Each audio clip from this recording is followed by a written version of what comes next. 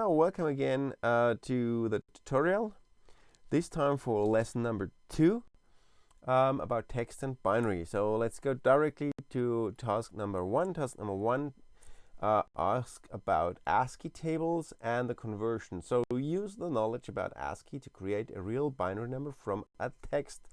So you have a text string with number symbols, and you should convert it to a real binary number so that you can calculate with it. How would you convert the text 2315 to the corresponding decimal number 2315? Therefore, we have to have a look into the ASCII table. So here is the ASCII table, and the ASCII table is an ordered list with character symbols. So if we search the numbers here from 0 to 9, we see that it's an ordered list. All of the character symbols representing the numbers are ordered in this case, and they are arranged to an ordered list of decimal numbers or corresponding binary strings or streams. So, for example, if we want to convert the text 9 to a real number 9, we have to do the following. We have to subtract from the text 9 the text 0, because what we do is we subtract the number representing the 9 in the ASCII table. We subtract from this number, and what we get is 57 minus 48, which is 9. And with this, we have now a decimal representation. We cannot directly use this because the bit representation for this is not the 9, it's the location in the table. So therefore we have to convert it, and if we do a subtraction from 7, so from 57 we subtract 48, then we get the decimal number. So let's do this. So if we take the 9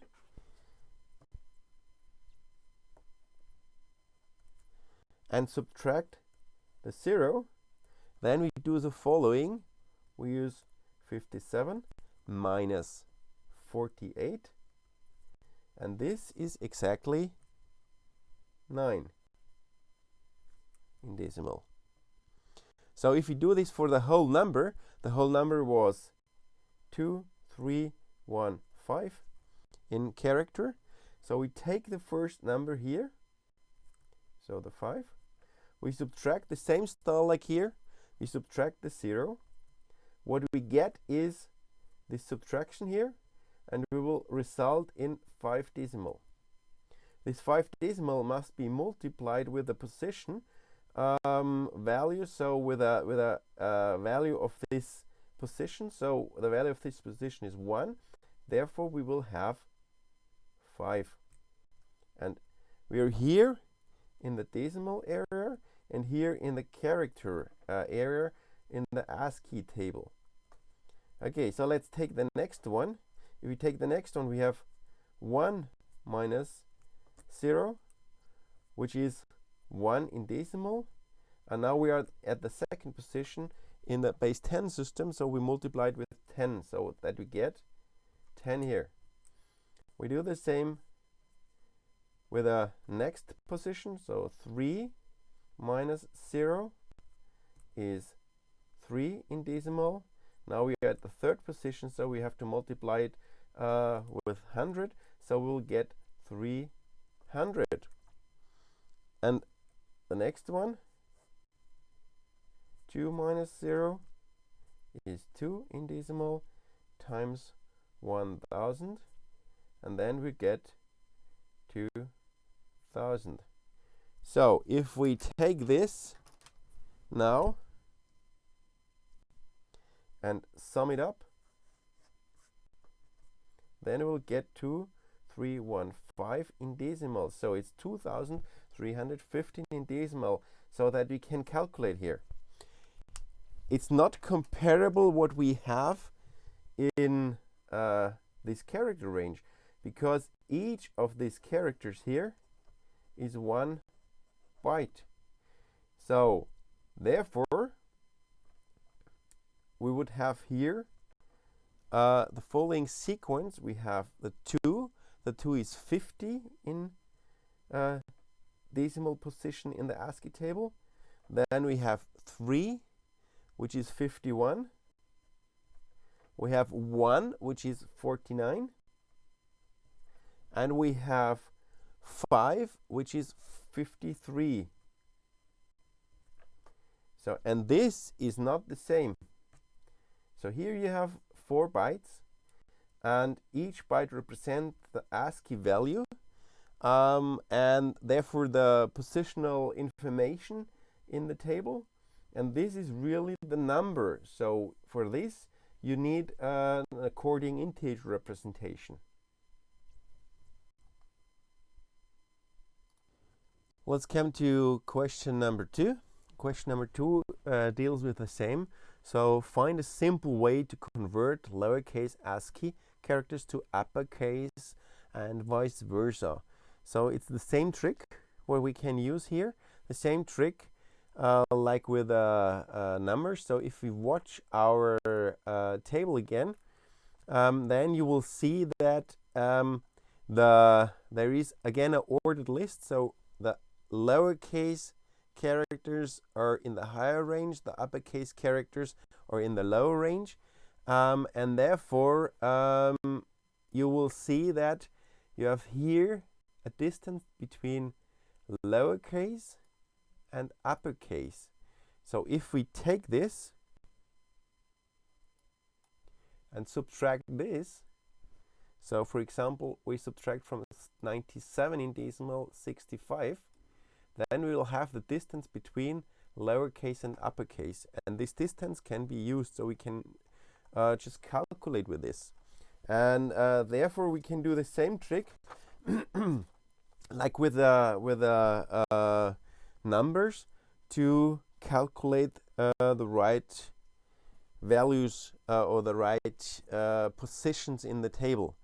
So again, if we take lowercase a and subtract uppercase a, we will have the situation 97 minus 65, and this is 32. So this 32 in decimal is the distance between uppercase and lowercase. This can be also done with this, b minus b, so that we have, it's the next letter, so minus 66, and it's also 32 in decimal. So if we do this, we will always result in this 32, and therefore we can convert different letters to other representation of letters if we know this distance. Because, for example, if you have hello, then you just have to do the following. You subtract, or you add in this case, because it's uppercase, you add 32, and you will get the lowercase h. And the same to here, and you will get the lowercase e, and so on. So if we want to go into the other direction, we can do this. So we subtract 32, and we'll get the position of the uppercase. Okay, so the principle is clear. So what we can do in programming languages, for example, we can use letter, for example h, then we add the distance between lowercase and uppercase, and then we have to convert it back, because this part here, if you do this, we'll have a decimal, and we want to convert it back to a real a text character in the ASCII table. So we have to convert it back to a character. So most of the languages support this, so that you will result in the lowercase h, which is then character.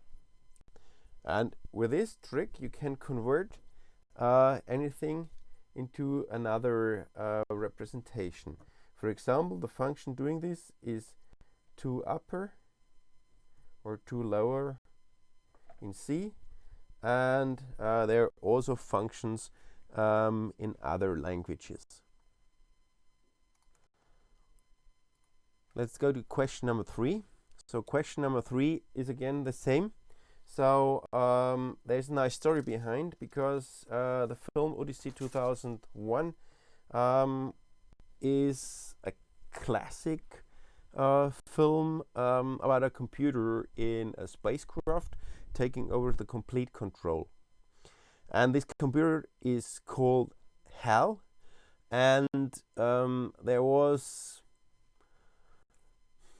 a story about that at these days, as this film was made, that there was a huge company who had the most or the greatest market position, and the makers of the film wanted to code this company into, let's say, the film name of the computer. So therefore you can decode this if you do this in MATLAB, for example, and you take the name HAL and you add 1. So what happens and why does it happen?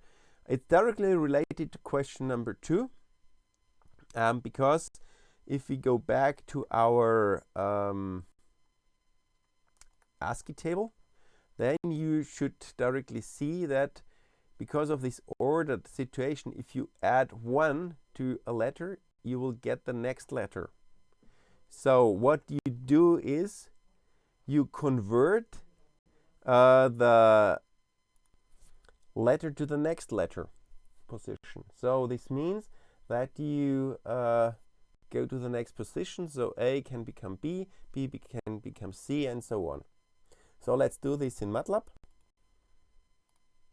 If we switch to MATLAB and we enter exactly this, so we have the computer name HAL, and we do computer +1, you will see these numbers, and these numbers are exactly the positions of the following letters.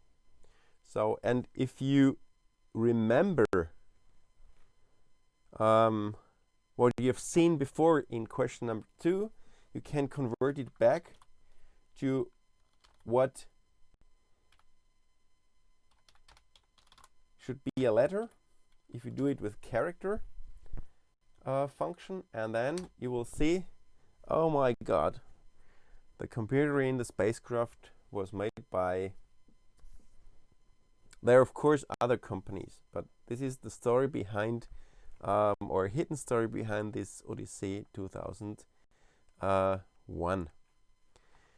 So let's go back to the questions.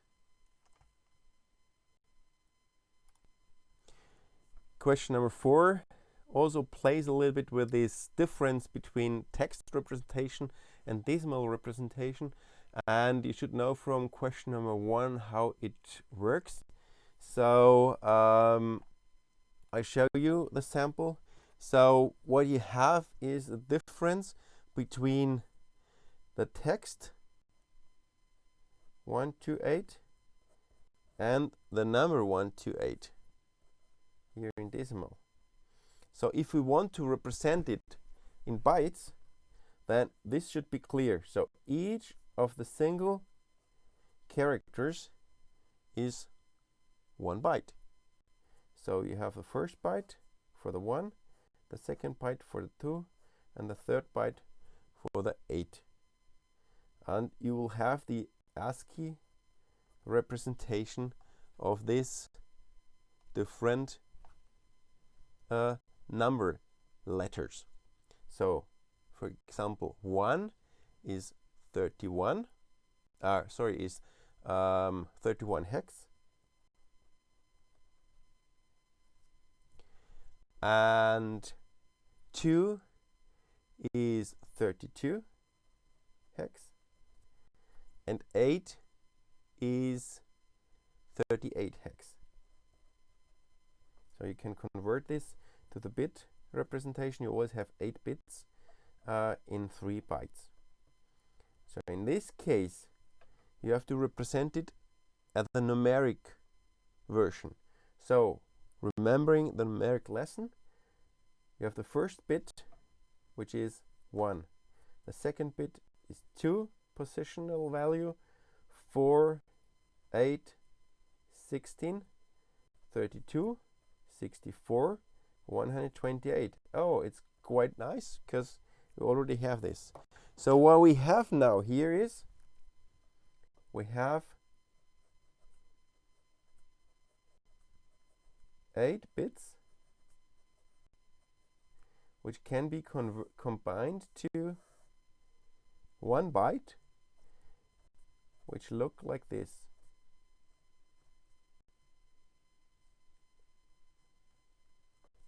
So we have 8 bits combined to 1 byte, which look like this. So the difference is that you need 1 byte here and 3 bytes here. And this is also the difference between ASCII and binary formats. So for example, if you have a binary format, you will save memory. In the ASCII format, you will waste memory because you need much more space. But this is human readable, and this is not human readable. And if you read this with a computer, then you can use the character functions, and here you have to do the numeric read functions. So character read or line read. So and here you have to do the binary read. And this means here you can derive the format because of the human readability, and here you have to know the format. So you have to exactly know how many bytes, how many single elements belong to one value. So if you have, for example, an integer 32, you know that you have to read 4 bytes to get the correct number. And in this case, you know, for example, that you have to read 3 bytes and you have to do the conversion to a binary number or to a decimal number. So that's the big difference between numbers and characters, and also advantages and disadvantages. Let's go to the last question of this question sheet. And the last question deals with the Altimetry project. So therefore we have to continue with MATLAB. So let's change to MATLAB. And we open an editor. And then we can start with the programming. So what do we need? First of all my programs start with the same 3 commands to clean up everything. So we store it in Altimeter step by step, and then we can let it run. Okay, so it's cleaning up. And then we have to open a file. So file opening, we need a file name or a path to the file. So it's this.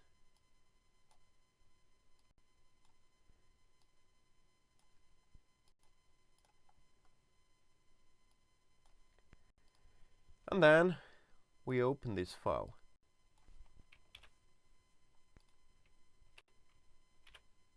And if we open the file, we will have to close it again, of course, after we finish. So another important thing is, if we open a file, we have to check if the open worked correctly.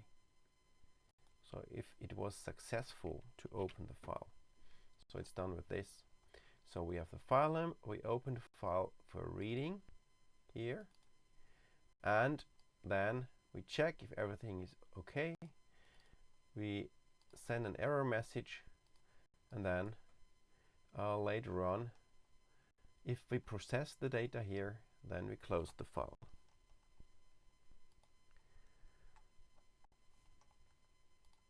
So, processing the data. We have to remember that in a binary file, the format must be known before.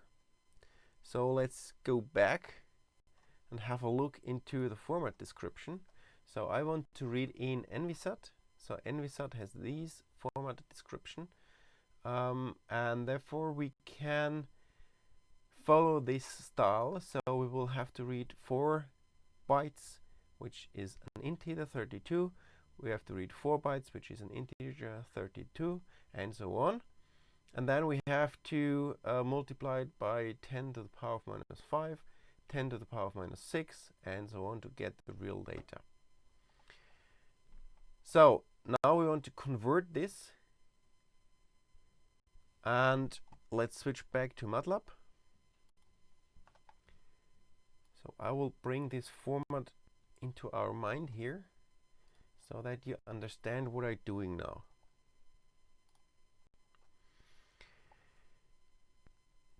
I want to read the first value. So to read the first value, we have to set a reading mechanism.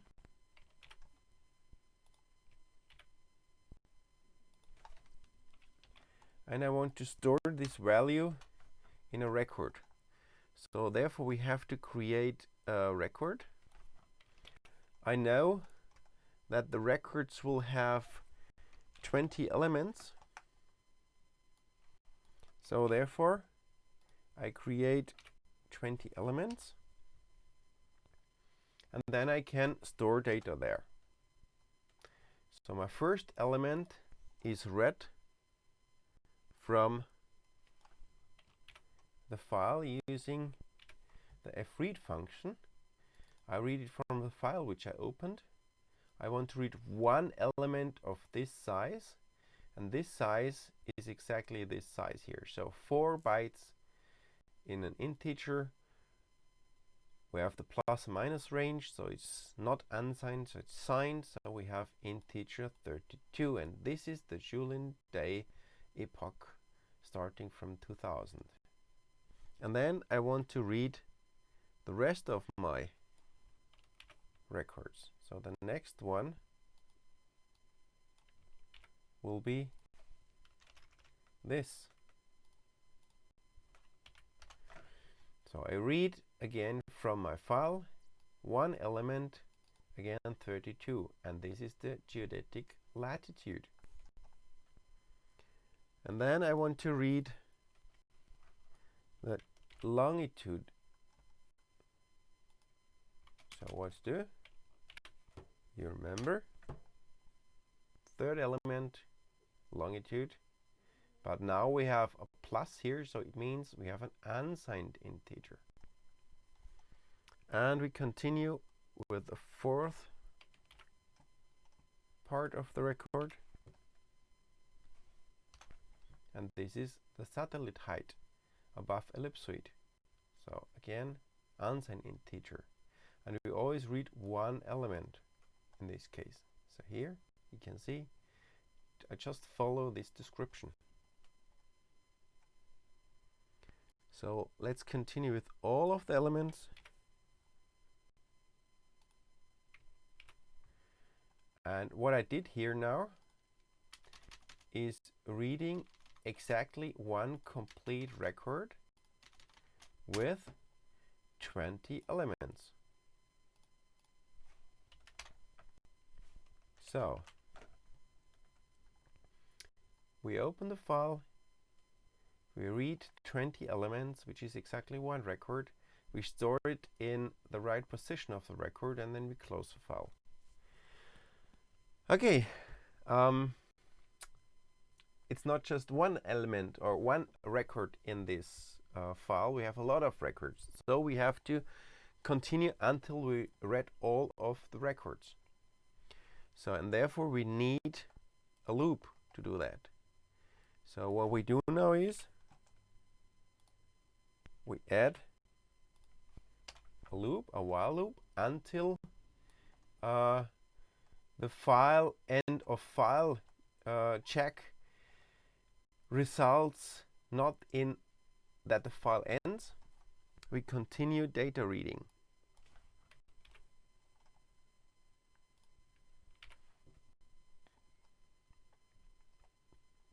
And then we have to think about what happens at the end. So we exactly read always one complete record. So if we have all records read, then the first reading will fail because it will read FEOF. So what we have to do now is that we have to replace the first call with a small workaround here, so that we read first in a value and we check if there was now end of file, and then we break. So this is just the last record, just reads until end of file, and if we read the next, we will get the information that we have end of file. So the check will be true, and therefore we have to read it again. If we expect that records are interrupted or corrupted, so that there might be a record with just 9 elements at the end of the file, so that the file is corrupted, we can do this check at each of these positions. So now we have this in first value, and we have to assign it to the record again,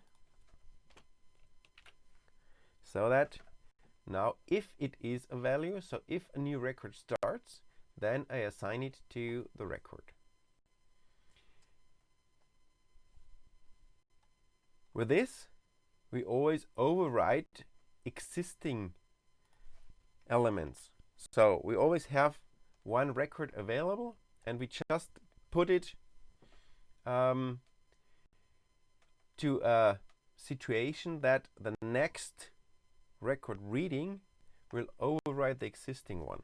So we don't keep the values, and therefore we have to add one mechanism to keep the values. So we want to have the whole data set available. Therefore we create an additional element, which is a matrix with all records. So each line of this data set should be one record, and with this we can now add, after reading a complete record here, we can add the record to the existing data set. So step by step the data set will be extended. If you remember the mechanisms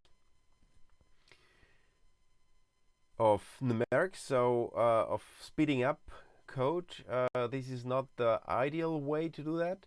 So it would be a much better situation if you read the size of the file and divide it by the number of bytes per record, so that you know how many records you have in the file, and then you can directly create a data set with the right size, so with a number of elements per record and the number of records in the file, so that you can use zeros at the beginning and you just update the values. So it will be much faster than doing it in this way. But I want to show you the basics here, and therefore you should see it that we just add new records at the end. Okay, and what else should we do? We have now the complete reading, and after reading the whole file, we can do a plotting.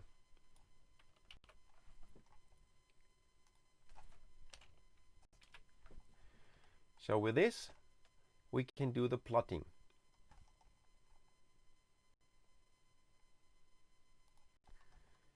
So let's do this. We click on it. It reads the data. So if I move this away from here, the program started, and what we get is this. So what we not have done yet is that we have these division factors or multiplication factors. So we just use the data as integers as they are. And therefore, what we have to do, we have to use these division factors. I just do it here for the longitude and the latitude because we just want to plot longitude and latitude, and therefore I do it just for these two so that you see how this is done. So if you check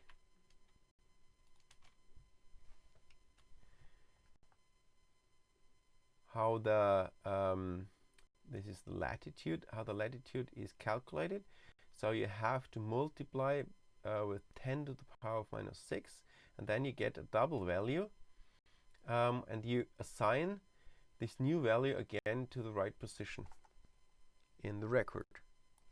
And you directly can do it also for the second one. And what you get is the right correct value at the right position. So if you now plot, then you will see that the x-axis and the y-axis change to the correct numbers. So we have degrees here. So we change from minus 90 to 90 degree, and from 0 to 360 degree.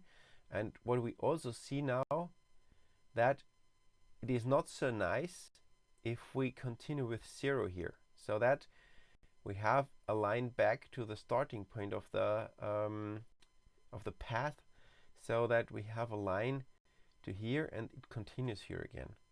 So this is not so nice, and therefore we have to think how to solve this.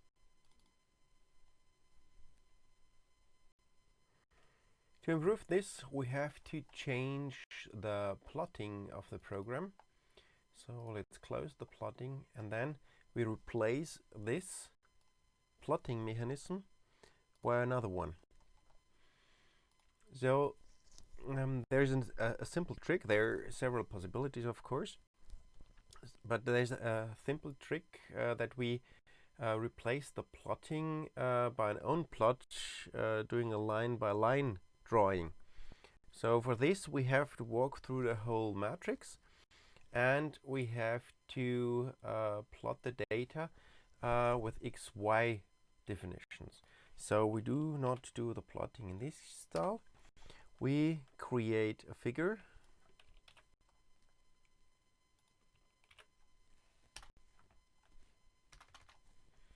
and then we run through all elements of records, starting at record 2, so that we always paint from the given one to the previous one a line, and we end here, and then we do a plotting of all lines. So this is quite simple, because we define XX and YY. So this means the X of one point and the X of the other point, and the Y of one point and the Y of the other point. So this is X1, X2, Y1, Y2, so that we can plot this. If you do it in this style, we will get exactly the same what we already had, because we plot all of the lines. We just replace the plot mechanism here. And now we have to find a mechanism where we identify if we jump over from 360 to 0 or from 0 to 360. So therefore It's quite nice to deal with calculation using the absolute value. So this means that we have to create an if statement here. So at this point we make an if statement, and in this if statement we calculate the absolute value, and the absolute value of these two parts here.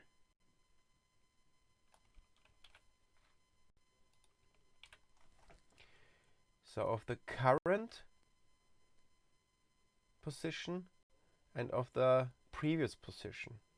And if this is around 360, then we know, or higher, then we know that there was a flow over or overflow. As it's not exactly 360, so it's always a little bit different, we have to do a rounding. So we can do around here, and then we can compare it to 360. As long as it is smaller than 360, we can do this plotting. If not, then we want to print that we have a flow over. So we do a else statement.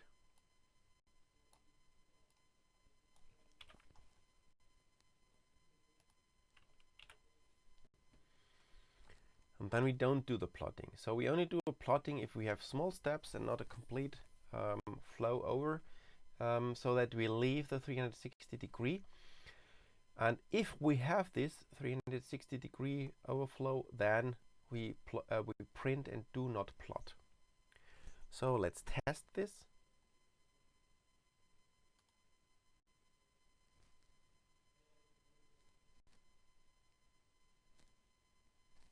And what we get now is the following. So you see, we now do not have this line back to the beginning, and it also told us that there is a 360 degree overflow, and we calculated 360 degree in this case.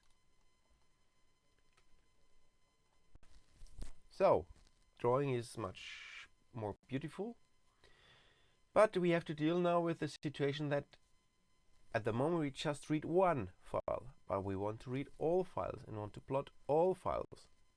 So let's see how we do this.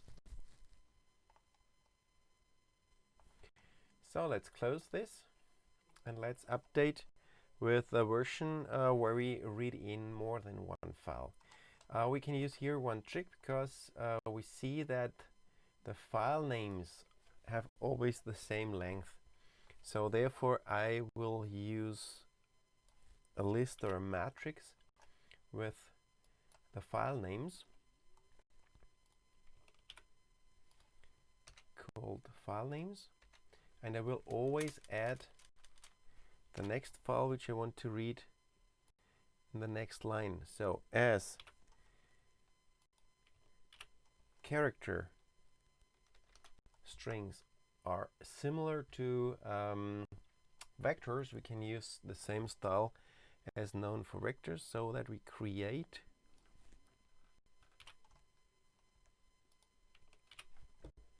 a matrix with which contains all of the file names which we want to read. So, and then we need a loop.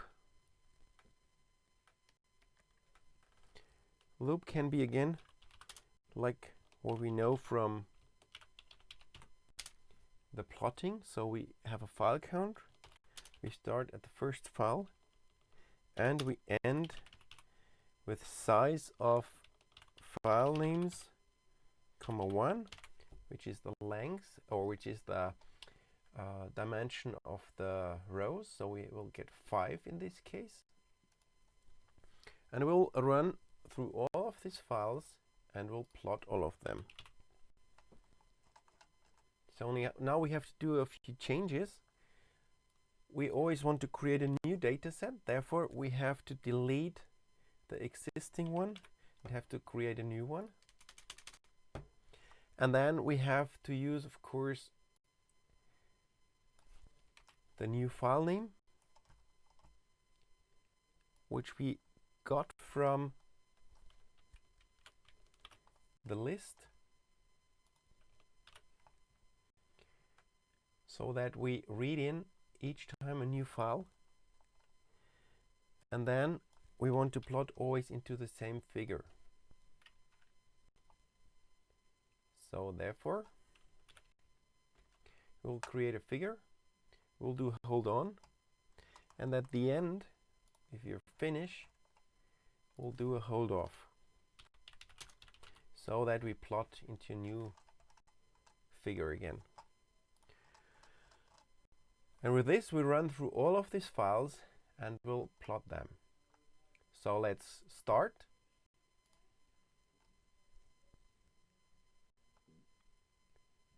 And each time when we find this overflow, it will do the overflow.